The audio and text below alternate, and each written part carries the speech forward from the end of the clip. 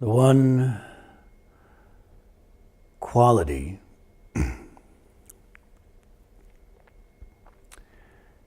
of a spiritual path, of a good life, of a true person, it is most important and for which we strive most fully here, is that it's real.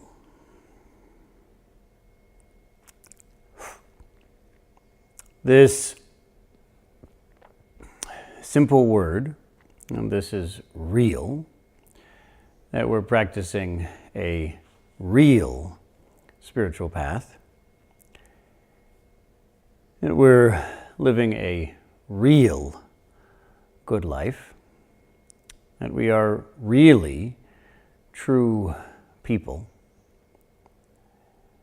This simple concept of reality, and this must be real, is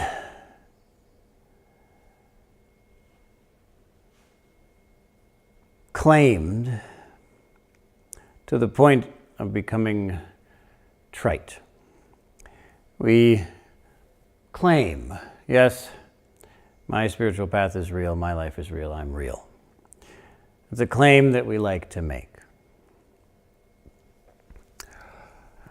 I have a good friend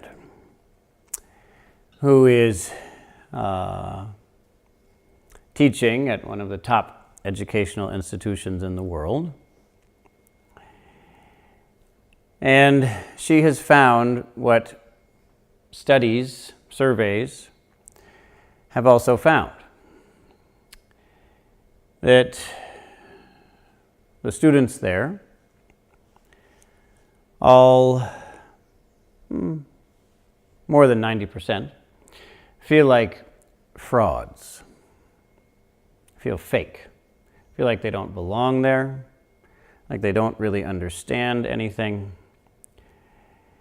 like they're inauthentic, like they're broken at the core. And I asked her, why do they all feel that way? And she sort of laughed and said, because it's true.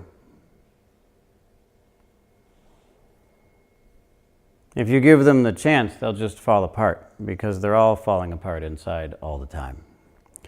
They haven't asked real questions, and they haven't found real answers.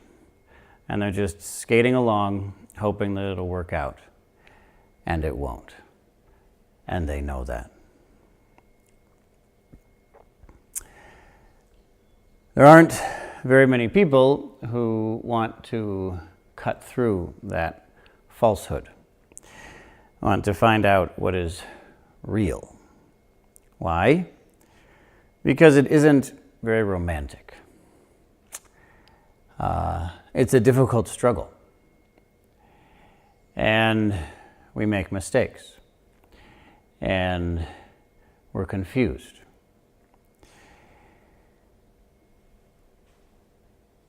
And most important of all, the ability to strive for what's real depends on our integrity.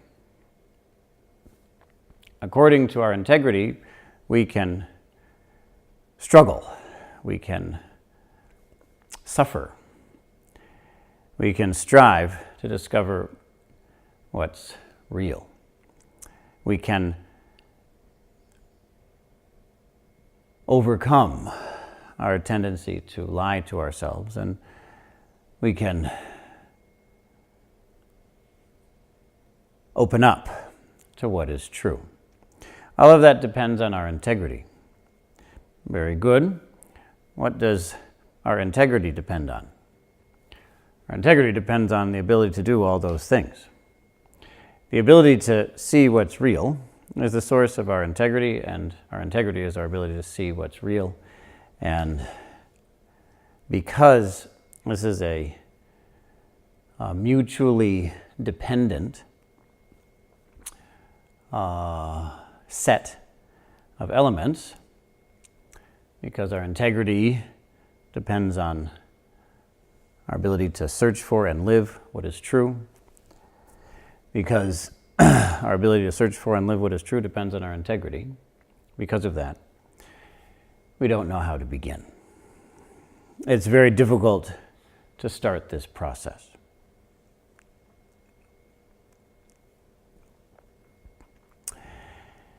And since we don't know how, we move through life hoping that somehow something magical will happen and our deep internal falsehood will be resolved.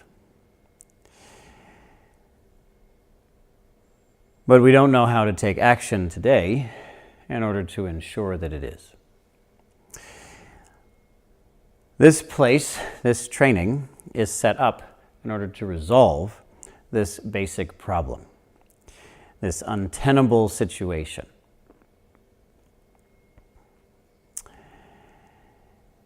And how is that done? It's done by intentionally structuring that positive feedback loop, that mutually dependent process, into our days, into our lives. We live with people who hold us to a certain standard, who know us and can call us on our self-centered notions, on our irresponsible behaviors, and who can celebrate with us when we grow into a new ability to live in a responsible way.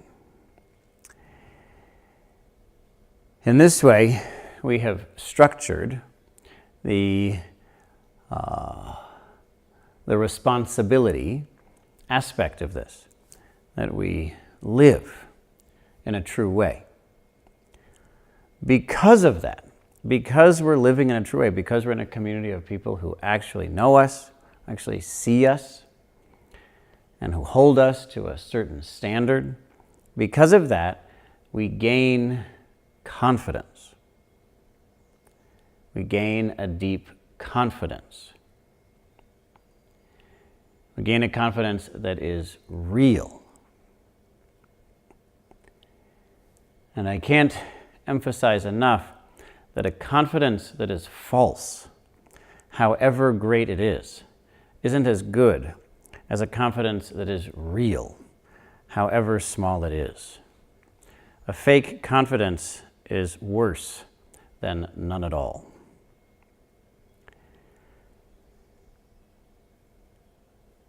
This real confidence that comes from really sacrificing so that we can really live in the way we know is right,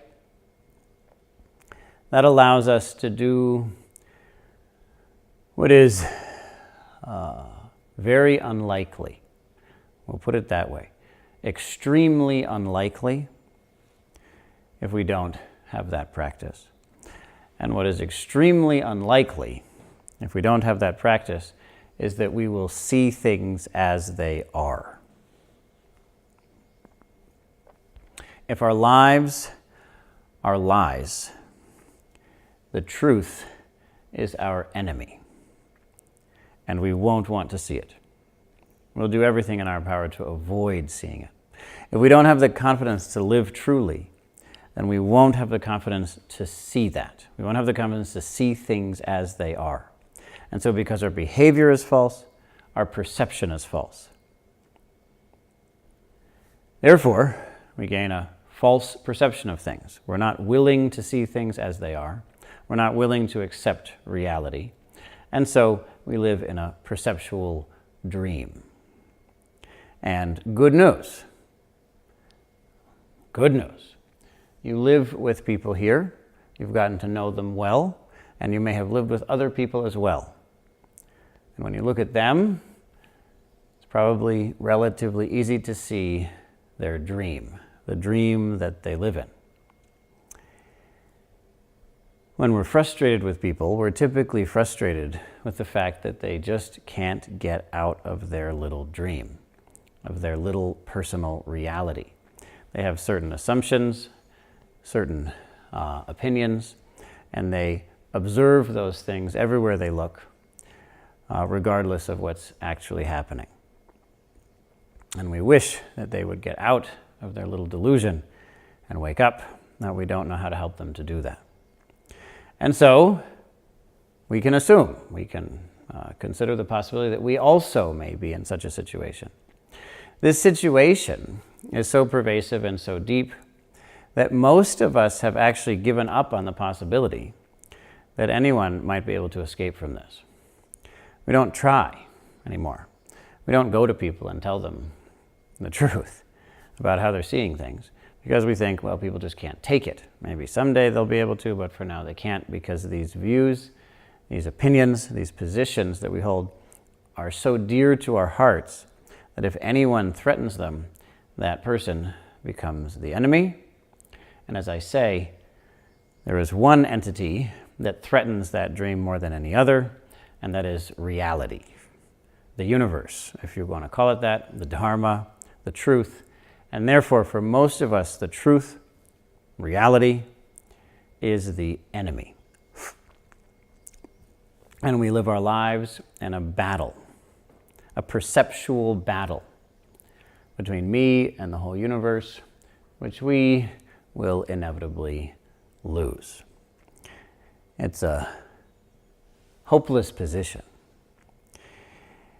But because we're in that position, because we're in a situation of seeing things in a false way, seeing what is not real, but deeply convincing ourselves, striving to believe that it is real, because we don't see what is there, we can't help but engage in false, mistaken behavior. We can't help it. Because our perception motivates our behavior. The way we see things motivates our actions. It's very common that we live with people and we really don't see them.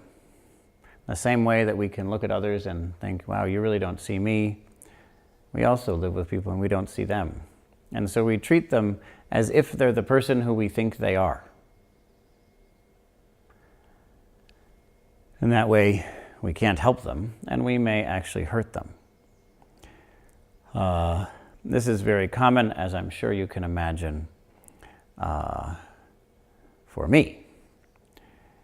Very common in my life that people see me for the person they assume that someone in my position would be.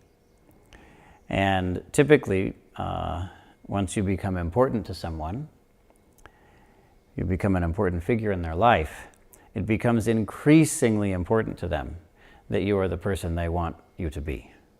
And so it becomes increasingly likely that they won't see you for who you are, that they'll continually miss who you are, see someone a little bit different, and interact with that person, a person who doesn't exist. And since we can observe it in that direction, we can consider the possibility that may be happening in the other direction as well, that we may look around a room like this and only see imaginary people who don't exist anywhere.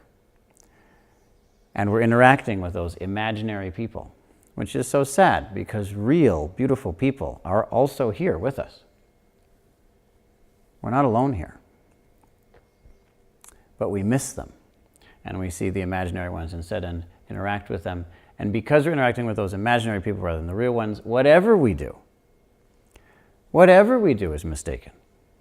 However we treat them is, to the extent that our perception is mistaken, our interactions, our relationships with them are mistaken.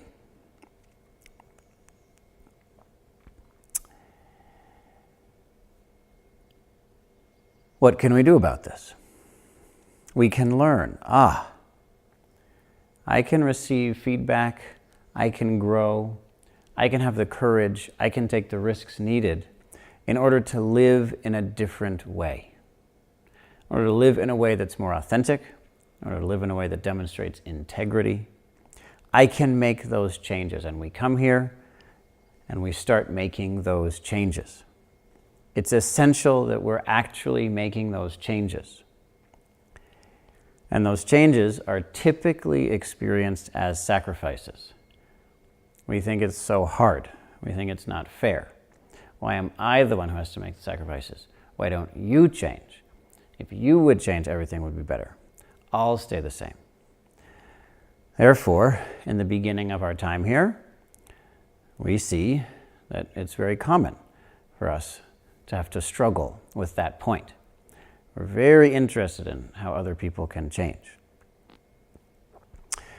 It's important for us to be very careful about this, because if we do come here and start to gather some spiritual momentum, that's a resource that we have. But like any resource, we can use it for any number of things. And this resource of concentration, that can be used as a way to come into alignment, come into integrity. Or, of course, we can use it to engage in conflict. So what does that look like?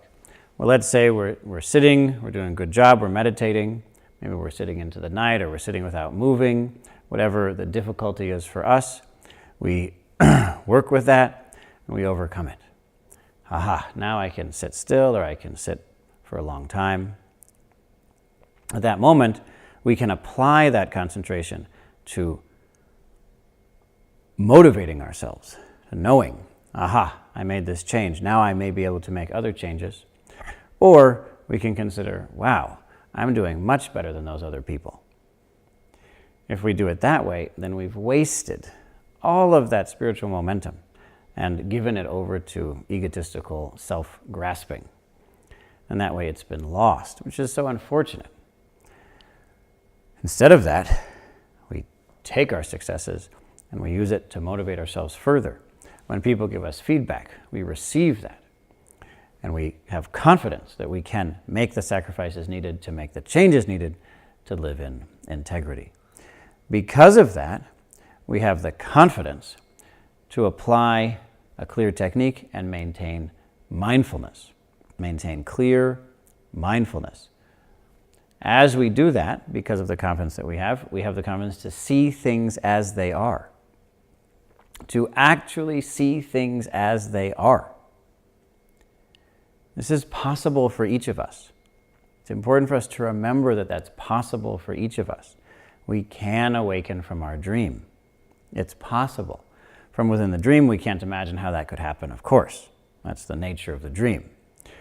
But it is possible simply through the breaking down, the dissolution, the deconstruction, the disentangling of the dream.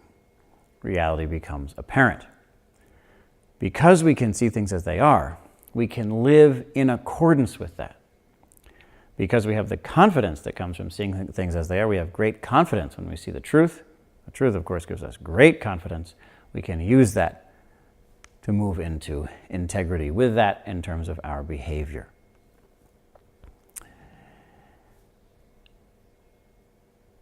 This process is basically the process of learning how judgment and no judgment support each other. As you've come here, you may have noticed that, in fact, there's a lot of judgment. There are right ways to do things, and there are wrong ways to do things. And we expect you to do things in the right way and not in the wrong way. Of course, we may come and we may have some understanding of some spiritual tradition, and we may say, well, that's not a good way to look at things because judgment is bad. Judgment is a bad thing. We shouldn't do it. However, as is apparent in that very statement, as I repeat often, to claim that judgment is bad is obviously hypocritical. Only a hypocrite would claim that judgment is bad? Yes, that's clear to everyone, correct? Raise your hand if that's clear to you. Very good. So judgment is useful under certain circumstances, not useful under other circumstances. It's a circumstantial situation. If we say judgment is bad, then we're just judging judgment. There's no need for that. We come into a situation and we realize that the power of judgment is the basic quality that we're looking for in leaders and in friends. You want people to have good judgment. That matters. Be able to make good decisions under difficult situations. So that experience of judgment is important. In terms of Buddhism, one's path is measured by how fully one engages in wholesome actions and how little one engages in unwholesome actions. This term, wholesome and unwholesome, is very important. The same way, we look at the Eightfold Path. There's a path.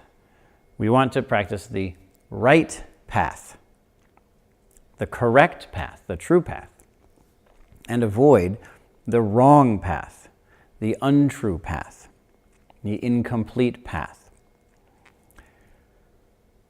So we come here and we start to learn how to judge the difference between good and bad, wholesome and unwholesome, skillful and unskillful, correct and incorrect. We make those judgments. We start to be able to tell the difference and live according to that. Because of that, we become able to let go. We become able to drop the internal struggles and enter a place of no judgment, of no good, no bad, no right, no wrong, no correct, no incorrect. We enter that place, and in that place we are able to accept this experience exactly as it is without doing anything about it. It's fully and completely received without any defensiveness, without any conflict. Totally received just as it is. Because we can see things just as they are, we become able to live in a good way and not a bad way, in a true way and not an untrue way. This process is extremely mysterious, something that we come here to directly experience. And in experiencing it, in actually experiencing it, we overcome hypocrisy. We overcome the internal hypocrisy that, for most of us, guides our lives. In this way, our claims and our actions come into alignment. Our perceptions, our behaviors come into accord. And when that happens, we are practicing a real path. A real path. When that happens, we have a real life. When that happens, we are real people, no longer living as imaginary beings interacting with other imaginary beings. We have found the truth, we have found reality, and we're able to live it. And if finding it and living it are still different things, then we haven't done either one. Each of those done completely is reality, because each of those done completely is the other. This is the full integration of awakening and responsibility, of judgment, no judgment, of good perception, good behavior, true perception, true behavior. This is the way we've actually integrated this. And I ask you to please have the confidence to know that it is possible for each of us to awaken to reality and to live in accordance with it. That, in fact, is what's natural. We're fighting against it. We're blocking it. We don't create it. We just stop blocking it. And that is possible for each of us. The same way that it's not possible for everyone to pick up 100 pounds. In fact, it's not even possible for everyone to pick up 1 pound. But it is possible for us to put everything down. That we can do. We can all lift 0 pounds. We can all put down what we're holding. That is possible. The same way it's possible for us to put down this dream. And please know that it's worth it. It's worth it. The sacrifices are worth it. To find and live by the truth. This is better than creating and living by any deception. Know that this is worth it, and that the problems in the world come from falsehood, come from not truly resolving these issues. Here we cultivate the courage to be real and to move through the process that brings us to the direct experience and full living of reality.